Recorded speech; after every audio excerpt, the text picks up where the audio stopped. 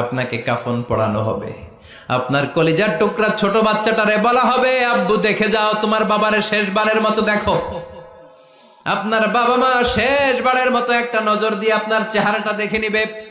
বন্ধু বান্ধবরা শেষবারের মতো একবার আপনারে দেখে নিবে। জানাজার জায়গায় নেওয়া হবে।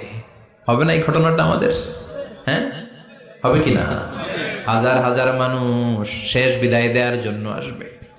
4টা তাকবীর দিয়ে ইমাম নামাজ শুরু করবে। আল্লাহু আকবার, আল্লাহু আকবার, আল্লাহু আকবার, আল্লাহু আকবার বলে নামাজ শুরু করবে। নামাজ শেষ। এবার পালকিতে করে কবরে যাওয়ার পালা। যেতেই হবে, যেতেই হবে। পালকিতে করে লোকজন নিতে শুরু করবে। কবরস্থানের ওই জায়গায় যেখানে মানুষ বছরে মানুষ না মরলে যায় না, ওই গহীন নিঝুম কবরস্থানে ঢুকানো হবে। পালঙ্ক থেকে নামিয়ে আপনার